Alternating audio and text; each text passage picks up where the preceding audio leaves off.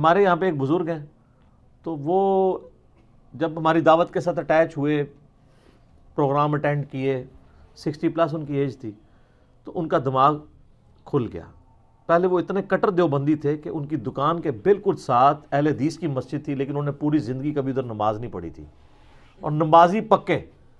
اذان ہوتی تھی، وہاں سے اتنی دور موٹر بائک چلا کے اپنی دیوبندیوں کی مسجد میں نماز پڑھ کے واپس آتے تھے. تو ان کی اولاد بھی کنکلوڈ کر بیٹھی تھی کہ ان کے لیے تو کوئی ہدایت نہیں ہے، لیکن ہدایت تو اللہ کے پاس ہے. بے شک. پھر ان کو ہمارا تعارف ہو گیا، اس کی وجہ سے انہوں نے سوچنا شروع کر دیا. ہم کسی کو کنورٹ نہیں کرتے ہیں، صرف سوچنے کی حص اس میں اجاگر کر دیتے ہیں کہ یہ جو کچھ بھی آپ سے بیان کرتے ہیں یہ بتائیں لکھا کہاں ہوا ہے. پمفلٹ پڑھنے شروع کیے. اب وہ پمفلٹ جب پڑھتے تھے جا کے علماء سے سوال کرتے تھے، آپ تو یہ بتاتے ہو حدیث میں تو یہ لکھا ہوا ہے. تو پہلے تو علماء برداشت کرتے رہے کہ پرانا بندہ ہے، مسجد کا بانی ہے، اگنور کرو، چندہ بھی آ رہا ہے، اگنور کرو.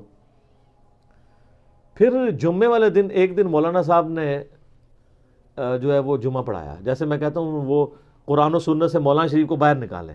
مولانا شریف صاحب بیچ میں گھسے، انہوں نے کہہ دیا کہ جی اصحاب کہف کا کتا جڑا ہے نا وہ بھی جنت ہی جائے گا، قرآن میں لکھا ہوا ہے.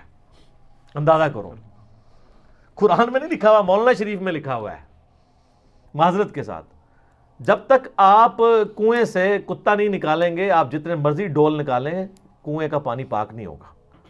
تو اس طرح کے جو علماء سو ہیں، علماء حق کی تو ہم عزت کرتے ہیں جی، علماء سو کی بات کر رہا ہوں. ان کو جب تک آپ باہر نہیں نکالیں گے مولانا شریف کو قرآن کی تفسیر سے، احادیث کی شروحات سے، تو قرآن و حدیث پاک نہیں ہوگا جب تک ان کو نکالیں گے نہیں.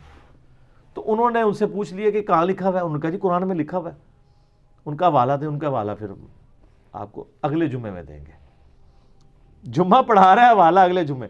سورۃ الکہف قرآن میں موجود ہے.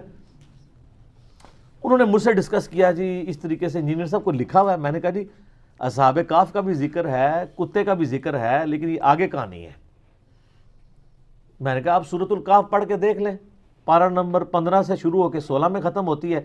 پہلی 26 آیات جو ہے اصحاب الکہف کے واقعے کے اوپر ہے.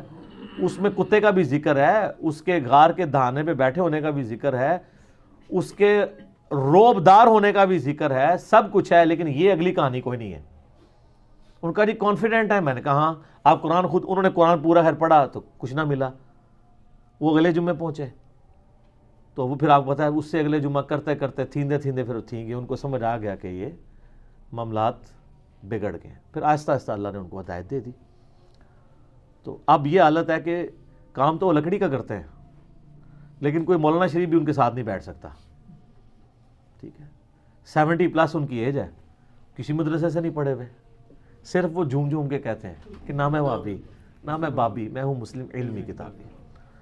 تو وہ لوگ کہتے ہیں نا کہ جناب علی بھائی نے تعلیم بالغاں شروع کر دی ہے، یعنی مولویوں کو بھی پڑھنے میں ڈال دیا ہے کہ اب مولویوں کے مقتدی جنہوں نے پوری زندگی سہمی ہوئی زندگی گزاری تھی ان کے سامنے، آج ان کے سامنے جب وہ لوگ پوچھتے ہیں کہ کہاں لکھا ہوا ہے تو جواب نہیں دیتے. وہ کہتے ہیں کیڑے اسٹیشن تو بول رہے ہیں، پتہ لگ گیا.